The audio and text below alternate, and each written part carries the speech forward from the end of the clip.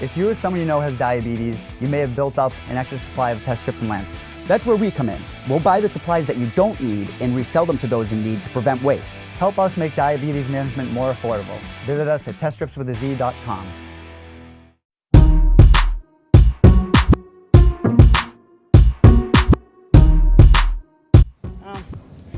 For me, cutting weight at the beginning of my career was like the hardest part. Right now it's becoming easier. Every time that I do it, it's easier. Now that I have my nutritionist with me all the time, he can cook my food for me and all that. It's even easier. And now we have a lot of support from the UFC and the UFC Performance Institute. So right now they're doing the meals and they tell us what we can take as supplementation and stuff, so we don't have trouble with that. So obviously after the fight with Jeremy last time, emotions were running high. Now, have you calmed down a little bit, or are you still pissed off at him and how you perceive he behaved? No, you know what? You gotta be able to let go, you know. And after meditating a lot, reading books, and just passing time with myself and my friends, and talking to my family and stuff, I got to the realization that it is what it is. You cannot be living in the past. You'll be depressed, as I said before. If you are living in the past, you're depressed. You're living in the future, you have anxiety. And if you're in the present moment, you're happy. So all that I'm doing right now is focusing in this right here, right now, and because it's the only thing that we have. Despite that, now that you've had some time to think about it, maybe you've watched it back, do you think he could have fought on with that eye, or do you think he really needed to stop? He's the only one who knows that answer. But from my point of view, what I really think is that the situation overwhelmed them a little bit. What I think is that he could continue, but I'm not him. That's what I think. I'm not saying that he's whatever, but it's just hard to say something from my position. Of course, I was there first row, and we're fighters. We're here to fight. But if you go back and see body language, he never attempted to fight again. And whenever you have an eye puke or whatever, or something hurts, you're like desperate to go back in there to finish that as soon as possible. You don't want to let more time run. And what happened there, it was like a lot of time running, and it kind of was weird for me in the moment. So I was like even touching my fingers and stuff, like, is there wet, or I was like, hey, sorry, I didn't like attempt to do anything like that. And but as I'm telling you, he's the only one who will really know forever what really happened. Obviously, after the day after, there was a bit of an altercation in the hotel lobby. Just give us your perspective of that incident and how you saw that happening. So I was really surprised because there is actually 2 videos, and the first one I was trying to talk to him because he was stepping out of the elevator in Mexico. The lobby is to the left, so I was just there, like doing my thing with the payments and stuff. And as soon as I saw him, he was getting the sunglasses and stuff with his bags. And I attempted to go and talk to him, nicely. I'm a nice guy. I never go and try to do anything to my opponents. But I was, the doubt. When you have a doubt, you want to figure it out. So I wanted to go and ask him, and then he just turned, start walking. So I was like, why he doesn't have the patch on his eye? I thought he was bad injury.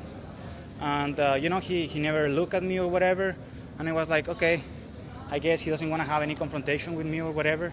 Again, I'm not saying that he is a coward or whatever. He was trying just to be away from that.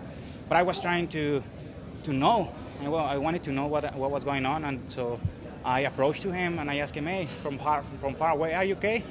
Are your eyes okay? Yeah, he was like, yeah, fine. I was like, are you sure you're okay? And then people was already there because they thought we were going to fight. I was like, no problem. I'm trying to do nothing. And when I approached to him, he close the distance. He was trying to be rough and stuff, and I was like, so what happened, bro? Like, are you okay? Can you see? Your eyes okay? Yeah, it's okay. And I asked him, then what the fuck happened yesterday? And then as soon as I say that, he pushed me right away, and then I started laughing. I was like, that gave me more security of my thoughts, of what I was thinking, of him being aggressive with me in that moment, because he could easily say, look, motherfucker, here's my fucking eye, it's red, my fucking corner is scratched. I wasn't going to punch him or whatever. I'll say, brother, I'm so sorry, I never attempt to do that to you. But the way that he responded to that question was so aggressive that made me be more secure of my thoughts. You think he was like overcompensating maybe, like with aggression, he was trying to cover up the fact that he didn't feel that good inside? Yeah. What I've been saying in all these interviews, I didn't want to go into much details, but I'm really like that. I need to know.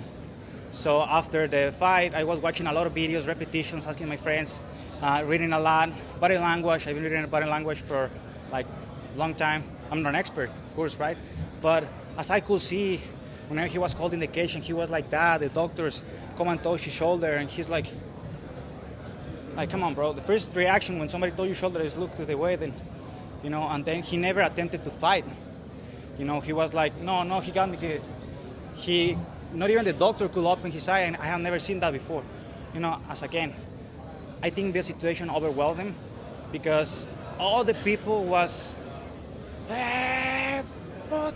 Cain Velasquez, Brian Ortega, the whole crowd was like basically against him that night, and people's reaction, I don't think it was like the most correct thing to do, throw stuff at him, but there were things thrown at me too, because I was in the cage. And before I say anything, even grab the micro, he walked outside the arena and people was already throwing shit at him before I say anything. So I didn't manipulate the crowd to do that.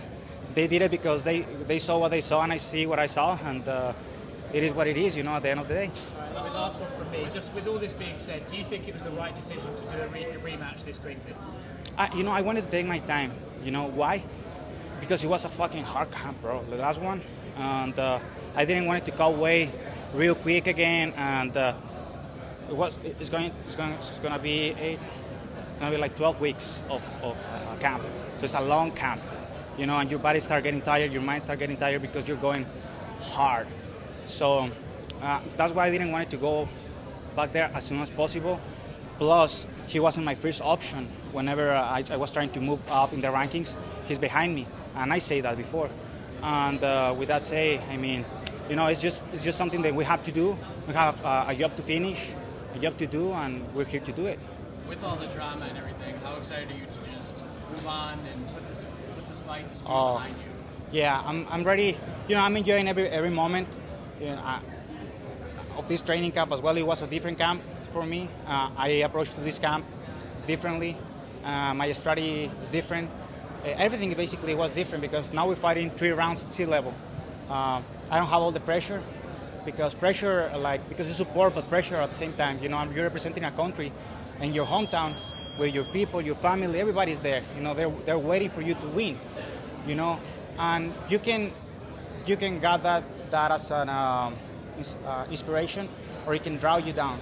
And I did take it as a motivation. Right now I don't feel pressure at all because of that. Have you run into him this week?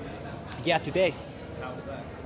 Nothing happened. Just he was like, that was weird because I was going for a run in the morning.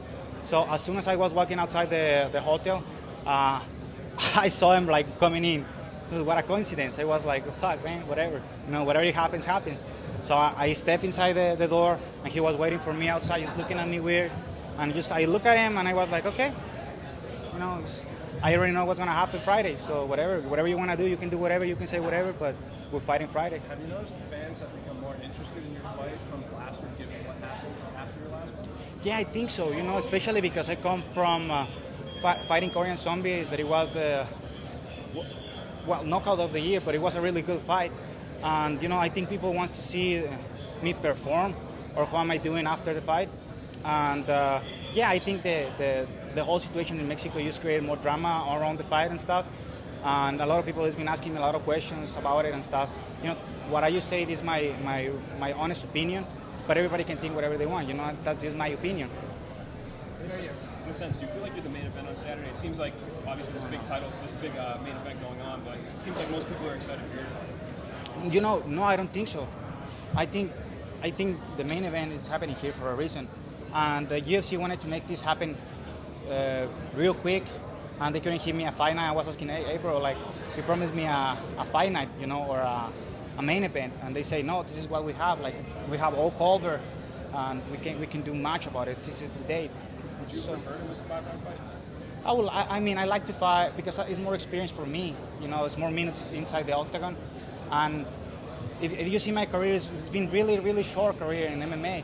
So more rounds that I can get into the octagon is gonna get me more prepared for after. Yeah. Speaking of 5-round fights, Max Holloway's defending the belt against Alex Volkanovski. There really isn't a set contender after that. Do you believe with a win, you're the next guy?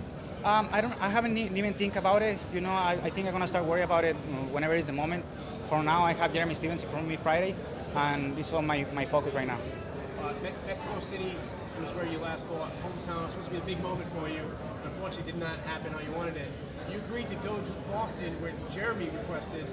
Has the UFC talked to you about, hey, we're going to make it up to you and get you another fight in Mexico City or anywhere in Mexico? Not yet. I think UFC is gonna go back to Mexico again, but this fight has to happen, and I have to make people happy. So that's what's gonna happen Friday. Are you just excited for a normal outcome for this whole thing? Because it feels like over the last year, 18 months or so, things have just been kind of hectic for you in your career in and out of the octagon. Are you just hoping that this thing just ends cleanly and it's kind of a normal situation as opposed to what's happened the last few fights for you? Fuck, bro. I always try to be a normal situation, but we're in a crazy sport. This is never normal. You know, we're not even normal. Whatever. You know, whatever it comes into my life, you know, you gotta embrace it, and you gotta take it always positively, and take out of the best of every situation. So that's what I always do.